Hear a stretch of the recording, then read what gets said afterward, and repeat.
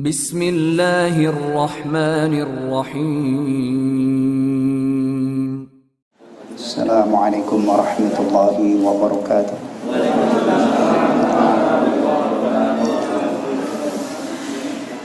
Bismillahirrahmanirrahim.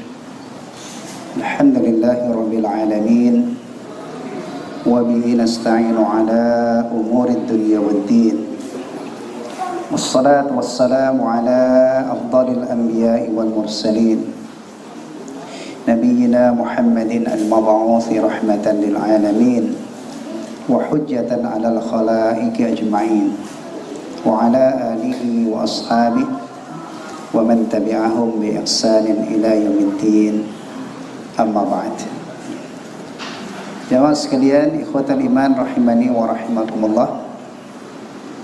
Alhamdulillah, Allah tabaraka wa ta'ala masih berkenan mengabulkan harapan dan permohonan kita.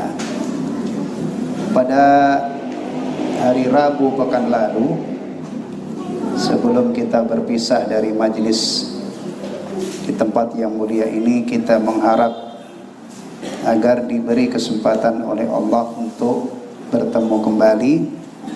Dan alhamdulillah, malam ini kita dipertemukan kembali oleh Allah di tempat yang mulia ini. Mari kita syukuri nikmat yang luar biasa ini, nikmat yang sangat istimewa ini. Kita manfaatkan sebaik-baiknya di tempat yang mulia ini untuk melanjutkan telaah tafsir surah Al-Bayyinah. Alhamdulillah, kita sudah sampai di penghujung surah yang cukup panjang ini. Surah-surah di bawah Ad-Duha yang paling panjang ini Al-Bayyinah ini ya. Al-Bayyinah, Iqra, ya Al-Bayyinah. Habis itu nanti sudah tidak ada yang panjang ya, pendek-pendek. Kalau pendek biasanya semangat ya. Hah? Ya Allah, kalau Quran maunya yang pendek-pendek ya. Al-Ikhlas, Al-Kautsar, Al-Asr ya. Tapi meskipun pendek itu tetap istimewa. Al-Ikhlas itu pendek kan? Bahkan pendek banget kan? Sekali baca Al-Ikhlas nilainya sama dengan sepertiga Al-Quran. Jadi kalau 3 kali sama saja khatam. Nah, jadi nggak usah baca Al-Baqarah, Nisa gitu. Waduh, itu mah orang dalilnya orang pelit itu ya. Ya, baik. Kita alhamdulillah pada pekan lalu sudah sampai innalladzina amanu wa 'amilus salihati ulaika hum khairul bariyah. Ya. Baik. Kita mulai dari situ ayat 11 ya. Ayat 7, ayat 7. Qala Allah Ta'ala innalladzina amanu, sesungguhnya orang-orang yang beriman, wa amilus salihati, dan mengerjakan amal saleh, ulaika hum khairul bariyah, mereka itu adalah sebaik-baik makhluk. Ini yang menilai mereka sebaik-baik makhluk ini siapa? Allah Subhanahu wa ta'ala. Kalau di mata manusia bisa jadi orang yang beriman dan beramal saleh ini dianggap sebagai apa? Hah? Sebagai apa? Ya, orang yang bermasalah gitu ya. Ada yang dibantai, ada yang disiksa. Ya. Ya, ini penilaian Allah Subhanahu wa ta'ala, dan ini menjadi pegangan kita ya. Kenapa mereka khairul bariyah wa taliman? Li'annahum 'abadullah, karena mereka menyembah Allah, beribadah kepada Allah. Wa arafuhu, dan mereka mengenal Allah. Ya, ini yang menyebabkan mereka mulia. Ya, jadi manusia ini diciptakan oleh Allah untuk beribadah. Orang-orang yang merealisasikan tujuan dia ada di dunia ini, yaitu menghamba, mengabdi kepada Allah.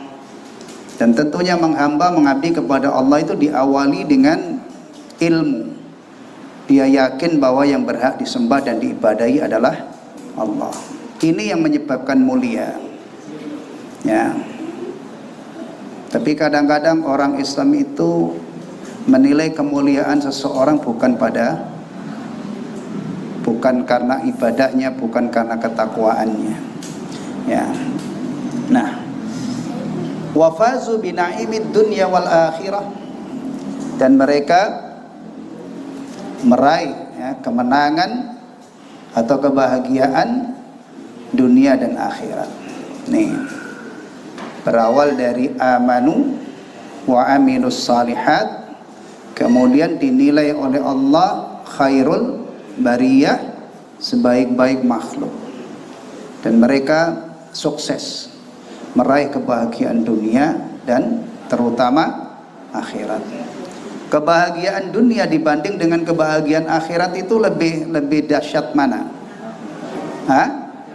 Kebahagiaan dunia itu sebahagia-bahagianya orang di dunia, jika dibanding dengan kebahagiaan akhirat tidak ada apa-apanya. Kebahagiaan akhirat itu lebih baik, lebih kekal. Ya. Jadi bahagia di dunia itu jika dibanding dengan akhirat tidak seberapa, tidak ada apa-apanya. Pertama, kebahagiaan di dunia itu waktunya sebentar. Ya. Bahkan kadang-kadang orangnya masih hidup itu sudah tidak bisa menikmati dunia. Meskipun dia punya harta yang melimpah ruah, makan ini nggak boleh. Kalau makan ini nanti kolesterolnya naik. Makan ini asam uratnya naik. Makan ini gula darahnya naik. Orang yang seperti ini keadaannya masih bisa menikmati dunia nggak? Seperti orang yang sehat? Enggak kan? Itu padahal masih hidup. Nah, kadang-kadang masih hidup saja sudah tidak ini, apalagi kalau sudah mati. Dan coba perhatikan, umur orang sekarang itu bisa nggak dia menikmati dunia ini berabad-abad? Berabad-abad. Penduduk dunia sekarang ada berapa? Dengar-dengar ada berapa? Hah?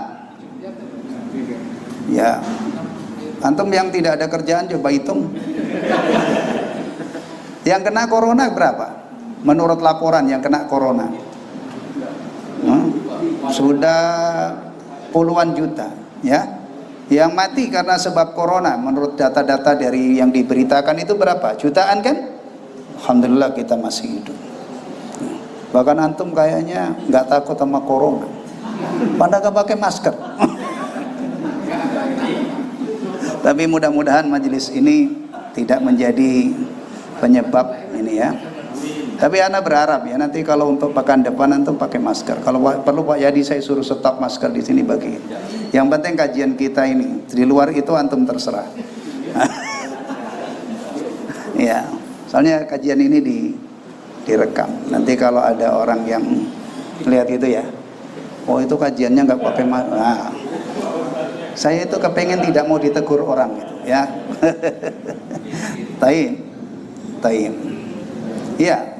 Antum nggak pernah mendengarkan sekarang ini ada orang 300 tahun masih hidup? Nggak ada.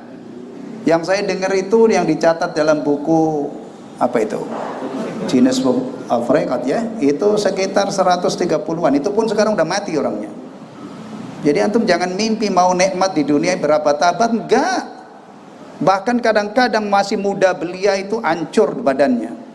Masih muda belia udah gagal ginjal, masya Allah udah kena kanker, kena tumor. Ya, antum jangan mimpi menikmati dunia itu berabad-abad. Enggak. Maka orang Islam itu kalau bicara kebahagiaan itu yang menjadi cita-cita terbesarnya adalah bahagia di dunia plus akhirat. Tapi akhirat itu lebih daripada cita-citanya bahagia di dunia. Bahkan dia ikhlas ridha kalau seandainya di dunia ini dia tidak bahagia. Maksudnya hidupnya fakir, harus banting tulang ya, nyari rizki misalnya nggak melimpah rizkinya apa-apa. Yang penting masih punya harapan akhirat. Ya. Taib. Jazaohum 'inda rabbihim jannatu 'adnin tajri min tahtiha al-anharu khalidina fiha abada. Radiyallahu anhum wa radu an, dzalika liman khasyya rabbah. Ya. Firman Allah Ta'ala, jazaohum inda rabbihim jannatu adn. Balasan mereka di sisi Rabb mereka ialah surga Adn. Ya, surga Adn. Yani jannatu iqamatin. Surga sebagai tempat tinggal. Ya, sebagai tempat tinggal. Di sini terjemah apa? Yani surga yang bisa langsung ditempati. Maksud tempat tinggal, ya. La dhaghna fiha wala rahil. Ini keadaannya kalau sudah sampai di surga sudah tidak ada tidak akan pindah dari situ. Sudah tidak ada kesusahan, kesedihan dan tidak akan pindah lagi. Nah, ini perhatikan ya. Ini tempatnya siapa ini tadi? Alladzina amanu innalladzina amanu wa amilus salihati ulaika hum khairul bariyah. Jadi surga ini adalah balasan yang disediakan oleh Allah Subhanahu wa taala untuk orang-orang yang beriman. Beriman itu kalau didetailkan ya, beriman kepada Allah, beriman kepada malaikat-malaikatnya, beriman kepada kitab-kitabnya, rasul-rasulnya, hari akhir, dan beriman kepada takdir. Agamanya tentu apa? Agamanya tentu apa? Islam. Karena ini imannya orang Islam. Ya. Taib. Nih tempatnya yang disediakan oleh Allah. Nah, kalau sudah sampai di sini ya, dah. Nih, ini puncaknya. Inilah cita-cita orang mukmin waktu di dunia yang paling besar. Kalau sudah terrealisasi benar-benar cita-citanya itu terwujud, dimasukkan ke dalam surga ini. Siapapun orangnya, maka dia beruntung. Apalagi kalau di dunianya dia sudah Masya Allah, di dunianya kayak semisal Nabi Sulaiman alaihissalam, ya kan? Dikasih kekuasaan oleh Allah, dikasih Masya Allah anugerah-anugerah yang luar biasa. Beliau Nabi, sudah di dunianya sebagai Nabi sekaligus Raja, ya. Raja pun bukan sembarang raja, ya. Punya kendaraan yang istimewa, kendaraannya apa? Angin. Punya pasukan yang istimewa apa? Jin, ya. Masya Allah. Indonesia punya angkatan jin nggak? Angkatan bersenjata dari jin. Laut, udara, darat, dan jin gitu ada nggak? Enggak bakalan dikasih. Itu dulu diberikan khusus kepada Nabi Sulaiman. Kalau begitu kalau ada pasukan jin ya nggak usah ada nelayan melaut. Jinnya aja suruh menangkap-nangkepin ikan masuk ke dalam laut, itu ikan tongkol langsung pada berserakan di pantai, ya kan? Nah, enggak. Masya Allah. Itu ya. Jadi orang beriman itu mungkin dia dunianya itu juga sejahtera, nikmat, ya. Hartanya banyak, ya kan? Dan harta banyak itu kalau di tangan orang mukmin itu akan mendatangkan kebahagiaan. Ya. Dia bisa menikmati makanan enak, dia bisa mengenakan pakaian yang mewah, yang nih ya, tapi tidak berlebihan, punya rumah yang bagus, punya kendaraan yang nyaman. Dan kenikmatan batin bagi orang-orang, coba tanyain orang-orang yang berharta itu. Itu kenikmatan batin itu kapan? Ketika tiba saatnya bayar zakat, dia bisa bayar zakat. Masya Allah. Ketika ada orang butuh bantuan, dia bisa bantu. Ya, itu ada kenikmatan namanya nikmat apa? Batin. Ya, dikelola dengan baik di dunianya dia Masya Allah bahagia, di akhiratnya min ahlil jannah. Ini luar biasa. Ya, ini yang kita minta ya. Allahumma atina fid dunya hasanah wa fil akhirati hasanah wa qina adzabannar. Ya. Bahkan orang yang paling sengsara sekalipun, sengsara luar biasa, dan tidak mungkin ada antum ini orangnya. Antum masih enak. Ada orang dulu itu karena imannya dia disiksa, dibelah kepalanya pakai gergaji, krek itu sampai terbelah dua. Ini contoh orang yang mendapatkan ujian yang sangat berat. Kalau di akhiratnya dia min ahlil jannah, dia tetap orang beruntung. Hitung-hitungannya tetap orang beruntung. Sebaliknya kalau di dunia ini ada orang yang hidupnya itu luar biasa nikmatnya, ya, luar biasa mewahnya, tapi dia di akhiratnya itu min ahlin nar. Seandainya dia di akhirat itu min ahlin nar, maka hitung-hitungannya tetap untung apa rugi? Rugi. Jadi mari kita biasakan ya, kita biasakan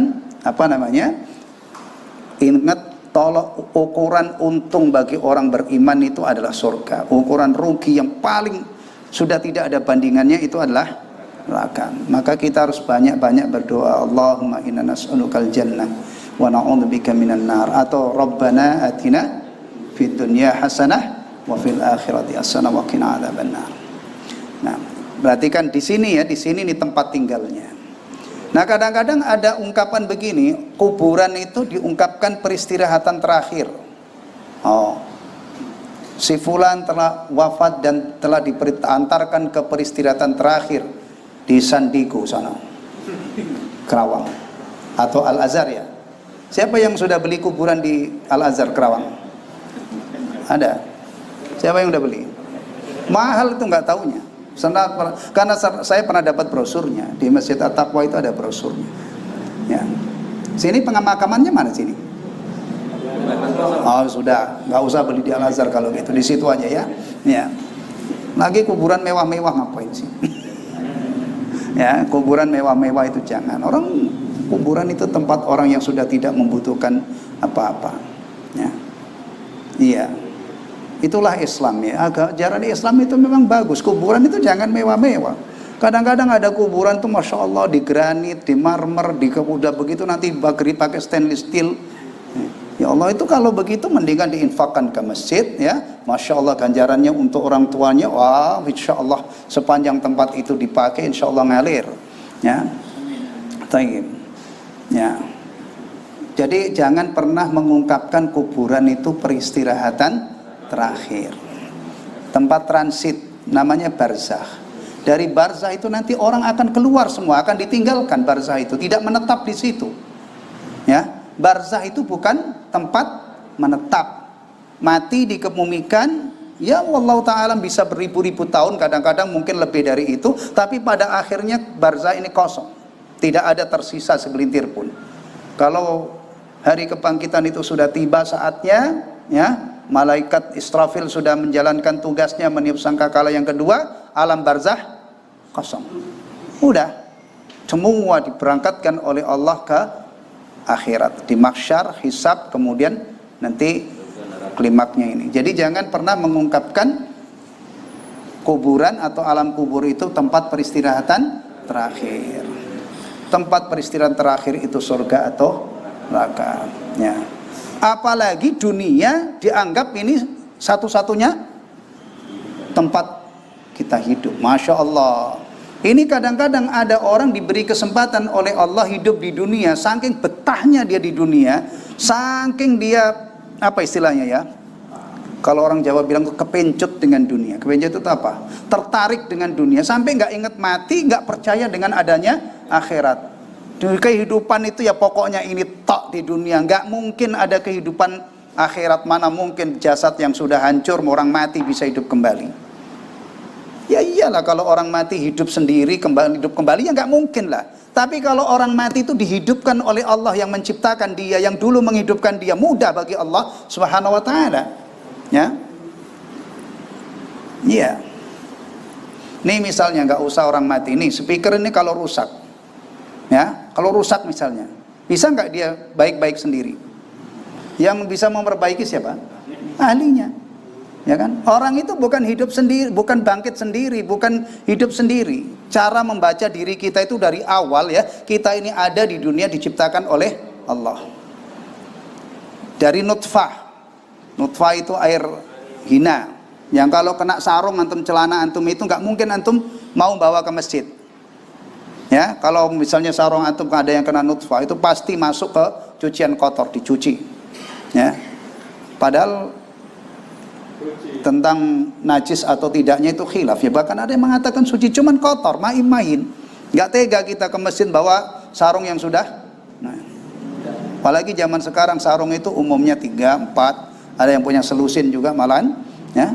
Yang kena itu pasti masuk ke cucian kotor. Kemudian kita hidup ini bukan hidup sendiri. Kita begini ini dihidupkan oleh Allah. Ya, kita dapat makan, minum hari ini, kita aman, ada oksigen yang bisa kita hirup, ya. Kita selamat mondar-mandir, tadi ada yang di jalan raya itu selamat, nggak kelindes kontainer misalnya, itu Allah yang menjaga Ya, kalau ada yang sakit atau yang beri sakit, kalau ada yang sembuh, Allah memberi sembuh, ya Allah yang menyembuhkan, dan seterusnya. Ya, cara membacanya begitu. Diciptakan oleh Allah, dihidupkan oleh Allah, dimatikan oleh Allah, dikembalikan lagi hidup oleh Allah Subhanahu wa taala. Baik. Jazaohum inda rabbihim jannatu adnin tajri min tahtiha al-anharu khalidina fiha. Nah, mengalir di bawahnya sungai-sungai, mereka kekal di dalamnya selama-lamanya. Radhiyallahu anhum wa radu'an, mereka Allah ridha terhadap mereka dan mereka pun ridha kepadanya.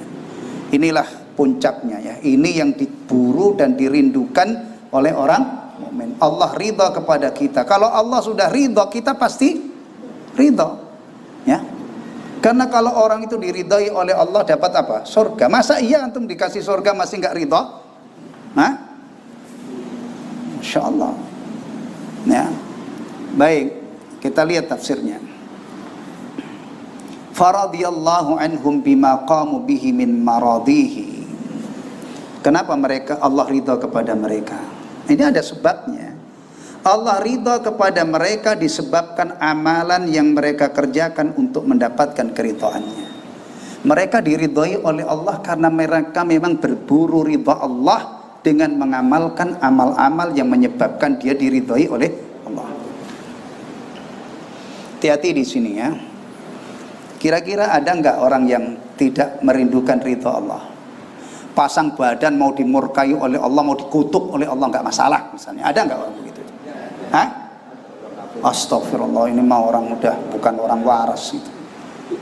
Nah, kalau ada orang berani nantang, pasang badan nantang laknat Allah, nantang murka Allah, ini orang benar-benar enggak kenal Allah. Di dunia ini aja ada orang itu kadang-kadang ya, wow garang banget kayak berani. Giliran ketemu orang yang ini kita terkencing-kencing. Ya, ada. Orang itu kadang-kadang sok jago gitu ya, sok jago. Ya. Kemarin itu saya lihat di YouTube. Iseng-iseng saya itu lihat ada orang naik motor nyantai gitu, tiba-tiba dipapet gitu kan, dipotong jalurnya, diklakson sama dia. Marah. Justru orang yang songong itu malah marah. Nah, akhirnya yang mau naik motor ini berhenti, kemudian dibuka jaketnya. Wah, taunya badannya itu masya Allah gede banget, keker banget. Itu langsung maaf.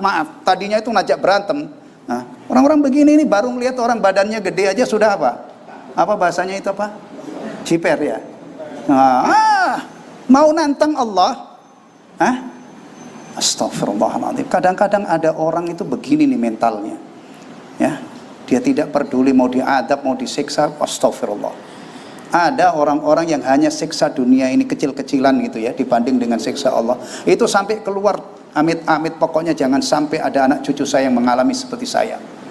Itu baru mungkin disiksa sedikit aja di dunia ini. Sudah ampun-ampun dia. Ya. Tolong badan kita ini jangan kita pasang untuk menantang adab Allah, menantang murka Allah. Badan kita ini kita bina, mudah-mudahan akhirnya kita itu min ahlil jannah. Kalau sapi fatal iman gak ada potensi masuk surga. Sapi ya udah berakhir lah nanti dijadikan oleh Allah, tanah udah selesai. Tapi kita ini ada potensi masuk surga, ada potensi masuk neraka, dan tidak ada jaminan. Pikirkan dari sekarang, jangan hanya dikasih makan yang bergizi, masya Allah gemuk 80 kilo, 90 kilo, ya kan? Tapi tidak pernah diarahkan semoga badan saya ini dengan sebab saya beribadah kepada Allah, dengan sebab anggota tubuh saya ini taat kepada Allah, akhirnya mudah-mudahan saya min alil jannah. Pikirkan itu dari sekarang. Kalau terlambat, ngerengek-ngerengek, menangis air mata darah, teriak-teriak, melolong-lolong di neraka, ya Allah kembalikan aku ke dunia, saya akan beramal soleh, tidak akan dikabulkan oleh Allah. Nah, hidup itu ada saatnya begini, ada saatnya ngopi, Indomie telurnya 2 atau Indominya 2. Pagi-pagi antum sarapan pengen kerja kan, ngopi dulu Indominya ini, kemudian mungkin antum minum suplemen yang halal, nah, giat. Tapi sekali tempo, ya antum juga duduk supaya akhirat itu ingat. Jadi orang Islam itu semangat kerja juga semangat ibadah. Iya. Kalau antum nggak inget-inget begini ini, nggak duduk, nggak membuka telinga kita untuk menyimak tentang adanya surga dan neraka, adanya hari kebangkitan, punya badan gede, itu paling-paling ya hanya habis untuk ya ngerepotin orang. Orang gede itu kalau mati ngerepotin orang. Yang manggul itu tersiok-siok 80 kilo, 90 kilo, 110 kilo. Astagfirullahaladzim. Jangan ya, kita ini bukan binatang, kita ini bukan sapi. Kalau sapi itu harganya semakin berat, semakin sehat sapinya, semakin banyak dagingnya pasti mahal, ya kan? Coba ingat-ingatlah musim korban itu, sapi yang beratnya 3 kintal, 4 kintal pasti beda dengan yang kuntet, yang kurus. Kita ini nilainya bukan di situ. Pikirkan dari sekarang, mudah-mudahan nanti hasilnya kita itu sampai di sini, diridhoi oleh Allah. Kenapa diridhoi oleh Allah? Karena mereka mengerjakan amalan-amalan yang Allah ridhoi. Dan ini tidak mungkin ditembus oleh akal jenius sekalipun. Ingat baik-baik, yang menunjukkan jalan supaya dapat ridho Allah itu adalah Nabi, Rasul, dari dulu sampai umat yang terakhir. Kalau kita pengen ke sini, kemudian kita tidak peduli, kita jalan sendiri, ngacir sendiri, tidak peduli dengan ajaran Rasul, gak bakalan sampai. Ya, yang menjelaskan amal-amal soleh yang diridhoi oleh Allah itu adalah jalurnya wahyu. Wahyu itu dari siapa? Dari dukun. Wahyu itu dari dukun? Lah, dari siapa? Orang yang sangat istimewa yang dipilih oleh Allah menjadi Rasulnya. Ya, nih, taib. Ini kadang-kadang ya ada orang itu menginginkan ridho Allah, tapi dia tidak melalui jalannya. Ya hanya kepengen diridhoi, tapi tidak mau sibuk dengan amal-amalan yang menyebabkan dia diridhoi. Ini mirip dengan orang yang mendambakan rahmat Allah, tapi dia tenggelam dalam maksiat. Gimana? Itu nggak nyambung. Kecuali kalau dia sudah menyesal, nangis-nangis keluar dari maksiat itu, taubat. Ya, di saat dia sudah bertaubat, dia mengharap luasnya rahmat Allah, ampunan Allah, benar. Tapi kalau dia masih tenggelam di dalam kemaksiatan, kemudian bergelantungan dengan rahmat Allah, bersandar kepada rahmat Allah, ini kata para ulama, orang ini orang terperdaya, tertipu, maghrur. Ya, maghrur. Sama orang punya impian muluk-muluk tapi tidak mau beramal. Ini rojak abal-abal namanya, ya. Rojak yang benar itu kita beramal, setelah itu kita berharap. Ya. Jadi umat Islam itu jangan hanya berdoa melulu. Sebelum doa, ya sebelum kita menggantungkan harapan kepada Allah, sebelumnya adalah ini yang kita lakukan. Melakukan amalan-amalan yang diridhoi oleh Allah. Baru setelah itu Allahumma taqabbal minna salatana wa siyamana dan seterusnya. Jangan antum berdoa Allahumma taqabbal salatana tapi enggak salat. Gimana? Hah? Atau mengaminkan ada misalnya ada khatib ya, ada orang ceramah ya, berdoa Allahumma taqabbal salatana. Amin. Aminnya semangat, tapi dia enggak salat. Gimana itu? Hah? Antum kalau pengen punya anak ngapain? Nikah. Nah, emang guling antum itu bisa hamil? Kan enggak kan? Kalau orang pengen punya anak, nikah. Kalau sudah nikah, dia berdoa, Rabbana hablana min azwajina wa dzurriyyatina qurrata ayun. Orang yang pengen panen padi, dia harus ngapain sebelum panen?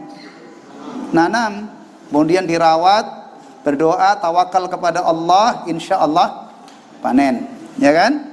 Nah, demikian juga akhirat, kita lakukan sebab-sebabnya, akhirnya diridhoi oleh Allah Subhanahu wa taala. Baik. Nah, Allah ridha kepada mereka ya. Waradu anhu, dan mereka pun ridha terhadap Allah. Ridha, puas. Kenapa? Bima a'adda lahum min anwa'il karamat wa jazilil masubat. Karena Allah telah menjanjikan berbagai macam kemuliaan ya. Ini bukan menjanjikan lagi ini, karena Allah menyediakan bagi mereka, bukan menjanjikan ini. A'adda itu maksudnya menyediakan berbagai macam kemuliaan dan ganjaran yang besar bagi mereka. Ya, ini sudah saya siapin ini tambahannya, pernah Saya rangkum beberapa hal terkait dengan surga dan neraka, tapi nggak tahu ini sampai apa enggak nanti. Ya, baik, nih nggak usah surga dulu ya, kita buat pembanding. Antum kira-kira kalau diundang orang, Masya Allah, ternyata undangannya tuh di situ di tempat orang yang mengundang disajikan makanan-makanan lezat yang antum semua itu doyan, pulang itu sampai perutnya kenyang banget. Puas nggak tuh? Hah? Puas nggak? Padahal itu cuman makan, habis itu balik. Atau contoh yang lebih ini lagi, antum punya dimuliakan oleh Allah di dunia ini oleh orang-orang yang baik hati. Masya Allah, antum bertamu kepada orangnya kaya raya, ya, antum ditempatkan di tempat yang bagus, kemudian dikasih makan yang bagus, dijamu, dihormatilah istilahnya. Kira-kira kalau ada orang bertamu seperti ini, apalagi sampai 3 hari, mentok 3 hari kan tamu itu, sesudah itu tatawu, ya. Kalau bahkan kadang-kadang itu ada orang itu numpang di rumah orang itu bertahun-tahun, orangnya Masya Allah, orang saking dermawannya nggak diusir, dia tetap saja Sekarang saya ambil contoh 3 hari aja. Orang itu bertamu kepada seseorang, Masya Allah, haknya dia sebagai tamu dipenuhi full, makan enak, tempat tidur enak. 3 hari doang, setelah itu antum pulang. Karena kita juga punya punya perasaan gitu ya, nggak mau lama-lama pulang. Antum kalau ditanya orang, kemarin kamu bertamu di sana gimana? Kira-kira apa itu cerita antum? Masya Allah, saya bertamu ke rumah dia tuh puas saya diservis, dijamu, Masya Allah, dikasih makan enak, padahal cuma 3 hari. Itu cuman orang yang jamu. Bagaimana kalau orang itu sudah sampai di surga? Allah yang menyediakan berbagai macam kenikmatan, gak usah kerja. Terbayang gak? Udah begitu kalau orang itu sudah masuk surga nggak bakalan keluar, kekal. Meskipun masuknya terlambat, kalau sudah masuk surga nggak bakalan keluar lagi. Karena orang masuk surga itu beda-beda kan. Ada yang di dunia hisab, Masya Allah, ada yang ditahan dulu di neraka, dikeluarkan dari neraka baru nyusul. Bahkan ada yang terakhir, orang yang beriman karena dosa-dosanya tidak diampuni oleh Allah, diadab dulu, nyusul dia. Tapi kalau sudah masuk itu tidak bakalan keluar, ya. Nggak mungkin ada orang salah masuk surga. Ini ternyata nggak punya jatah di sini, sana keluar. Itu nggak mungkin. Karena urusan surga ini yang ngurus Allah. Beda kalau di dunia ini kan, ya, di dunia ini, ya, yang ngurus manusia kadang-kadang orang sudah ini, kamu nggak punya jatah di sini, keluar sana habis aja. Subhanallah. Kadang-kadang kita itu menikmati, masalahnya kita baru kan menikmati kenikmatan surga saja, dunia sudah lupa kenikmatan akhirat. Padahal mestinya kalau kita ketemu kenikmatan surga, dunia ini, mestinya kita ingat ada yang lebih nikmat lagi. Kalau kita sengsara di dunia ini, ingat ada kesengsaraan akhirat yang lebih parah. Orang-orang yang imannya hidup itu begitu, ya. Ada mereka itu kalau gelap itu, misalnya ada di ruangan gelap, yang diingat apa? Gelapnya alam kubur. Kalau kita gelap misalnya mati lampu, biasanya ngapain? Ngomel-ngomel, iya kan? Nah, Masya Allah, kalau antum misalnya beberapa hari yang lalu sebelum musim hujan ini tiba, rata-rata kita yang tinggal di Bekasi itu mengeluhkan apa? Panas 30 sekian ya, lebih ya. Antum kalau misalnya siang-siang keluar diterpa terik matahari, ya, antum ingat-ingat, antum berdoa, ya Allah, Allahumma inna nas'alukal jannata wa na'udzubika minan nar. Antum ingat, ingat akhirat. Di mahsyar itu matahari cuma berapa mil, itu belum apa-apa. Jadi dunia ini bagi orang beriman tuh bisa merangsang untuk ingat akhirat. Kalau ada sesuatu yang tidak mengenakan, dia ingat neraka. Kalau ada sesuatu yang enak, dia kalau ada sesuatu yang dilarang oleh Allah, dia sabar, ya. Masa iya sih orang muslim barannya melihat khamar yang sengat, baunya aja nggak betah, nggak bisa nahan. Ya Allah, cuman godaan khamar, ya, minuman keras maksudnya, masih nggak nahan. Sabar, ingat ada khamar yang lezat, ada sungai yang mengalir khamar, ya, yang kalau diminum itu lezat, tidak menimbulkan. Saya tinggalkan khamar ini Mudah-mudahan nanti saya diganjar oleh Allah. Tapi jangan hanya ninggalin khamr tok, nggak sholat ya enggak. Ya, tinggalin yang dilarang oleh Allah, jalankan yang diperintah terutama yang wajib. Itu jalan untuk kesini ini. Ya, ada orang masya Allah, orang mukmin itu mestinya tahu dunia ini nggak ada apa-apanya dibanding akhirat. Ya, sehingga kita itu punya daya tahan terhadap fitnah dunia. Wah, ada wanita cantik, ada kelepek-kelepek, udah akhirnya lupa istri, lupa anak, masya Allah, tidur di rumah wanita itu. Ngapa nggak ingat bidadari?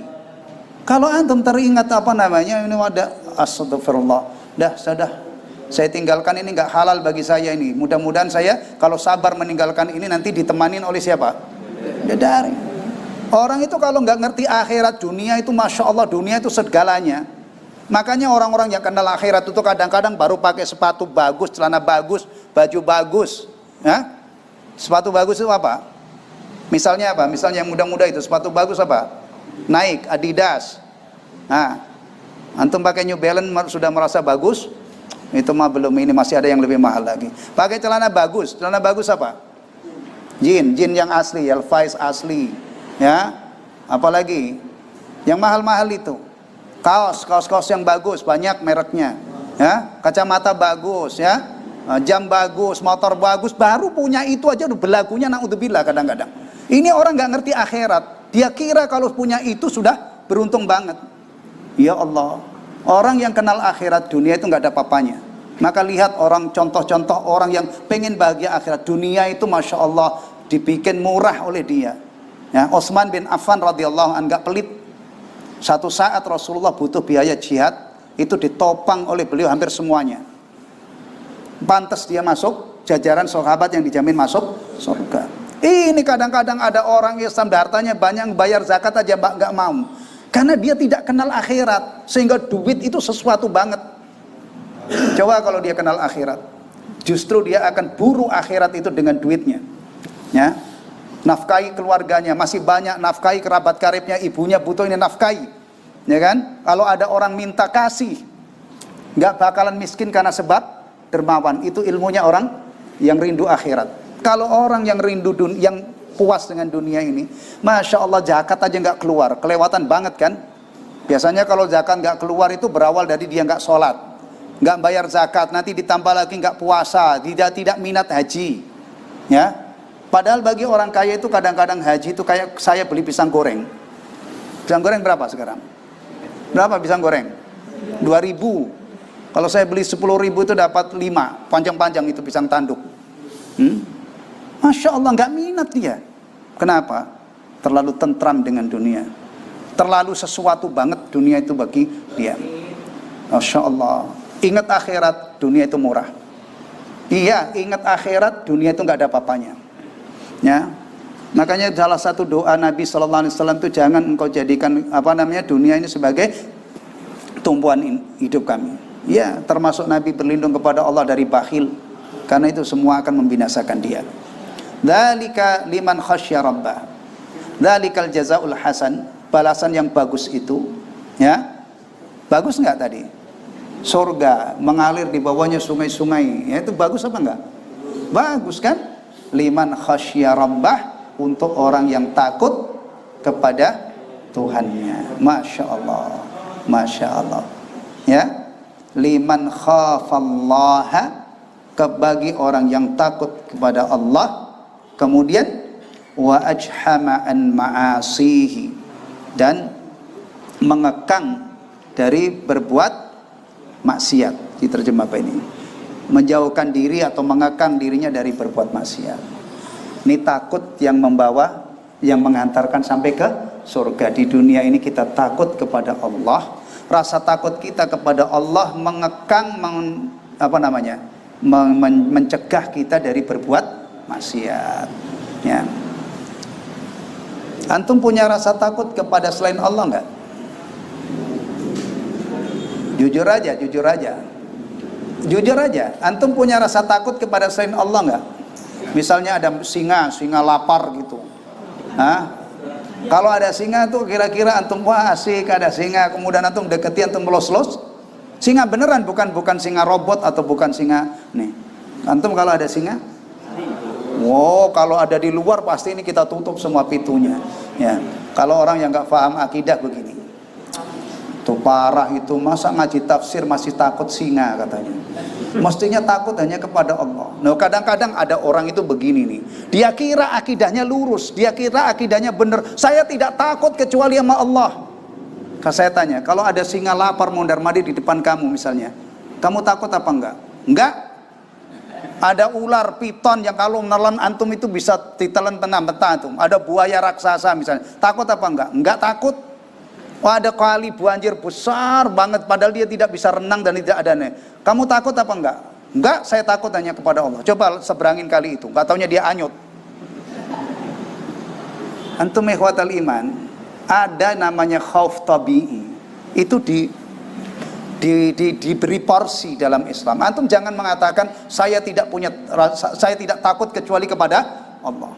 Sementara ada binatang buas antum malah dekat, akhirnya itu antum mati konyol itu kalau dicapik-capik atau ditelan. Khauf tabi'i itu boleh hukumnya kalau memang benar-benar ada. Antum ada sesuatu yang membahayakan antum, ya. Itu kita harus menghindar, jangan menantang maut istilahnya. Islam itu agama yang menghantarkan kita selamat. Kalau ada yang membahayakan, kita hindari. Maksud saya begini, antum kalau ketemu hal yang menakutkan, itu rata-rata gimana? Menjauhkan, menghindarkan. Nah, ini ada tulisan ini. Biasanya ini sutet. Apa itu? Saluran tegangan tinggi. Di bawahnya ditulis awas tegangan tinggi gitu kan? Antum pengen kesetrum nggak? Hah? Nggak ada yang kepengen kesetrum kan? Pengen selamat kan? Berarti jangan mendekat, apalagi manjat-manjat pegang kabelnya itu. Nah, nih, kalau ada sumber bahaya, hal-hal yang kita takuti kita menghindar. Tapi kalau takut kepada Allah beda. Takut kepada Allah justru kita mendekat, karena untuk mencari ridhonya. Takut akan adabnya untuk mencari ridhonya. Takut akan nerakanya, kita rindu surganya, maka mendekat. Beda kalau macan itu bisa ngasih apa? Antum mendekat sama macan akan dikasih apa? Ya ditelan kita. Tapi Allah itu di sana, di sisi Allah ada yang kita takuti, ada yang kita rindukan. Kita takut adabnya, kita mengharapkan rahmatnya. Kita takut nerakanya, kita ingin masuk surga. Maka bedanya kita takut kepada selain Allah. Kalau takut kepada selain Allah, kita menghindar. Dan jangan menantang maut istilahnya ya, jangan konyol. Tapi kalau takut kepada Allah ini, justru takut kepada Allah itu bisa menjadi rem untuk berbuat maksiat. Ya, jangan sampai ngaku takut kepada Allah atau merasa takut kepada Allah, tapi kewajiban aja nggak ditegakkan. Jangan mengerasa takut kepada Allah sementara hal yang jelas-jelas haram, dosa-dosa besar, kita masih menjadi pelanggan tetap ya, jangan sampai. Kalau Anda ngaku takut kepada Allah atau merasa takut kepada Allah, tapi halnya seperti itu, perintah tidak dijunjung tinggi, larangan diinjak-injak misalnya ya, maka orang ini yang diantepin pengakuannya atau halnya, keadaannya atau pengakuannya, keadaannya. Orang seperti ini sejatinya tidak punya rasa takut kepada Allah. Jadi takut yang menghantarkan ke surga adalah yang bisa mencegah, mengerem untuk berbuat maksiat. Ini dzalika liman khasyya rabbah. Mudah-mudahan ya dari telaah surah ini kita tumbuh rasa takut kita kepada Allah ya, kita ingin mencari ridhonya, kita merindukan rahmatnya, kita merindukan surganya. Mudah-mudahan kita berjuang di golongan innalladzina amanu wa amilus salihati ulaika hum khairul bariyah. Mudah-mudahan kita dikasih taufik oleh Allah, dikasih pertolongan oleh Allah masuk dalam golongan ini. Amin amin ya rabbal alamin. Ternyata nggak ada waktunya, ini nanti pekan depan saya tambahkan ya, sedikit untuk mengenal surga dan neraka, karena di sini disebutkan orang kafir kekal di neraka, orang mukmin kekal di surga. Surga itu apa, di dalamnya ada apa, neraka itu apa, di dalamnya ada apa, itu sudah diterangkan oleh Allah dan Rasulnya. Dan saya kutipkan beberapa hadis tentang surga dan tentang neraka di sini ya. Berarti masih ada dua ya, tambahan memperluas penjelasan tentang surga dan neraka, kemudian kesimpulan surah Al-Bayyinah, baru setelah itu kita lanjut surah Az-Zalzalah. Tapi sebelum lanjut ke Az-Zalzalah ada ruang untuk tanya jawab, barangkali antum menyimpan pertanyaan terkait dengan surah Al-Bayyinah. Wassallallahu ala nabiyyina Muhammadin sallallahu alaihi wasallam wa ala alihi washabihi wasallam tasliman katsira. Subhanakallahumma wa bihamdika asyhadu an la ilaha illa anta astaghfiruka wa atubu ilaik. Wassalamualaikum warahmatullahi wabarakatuh.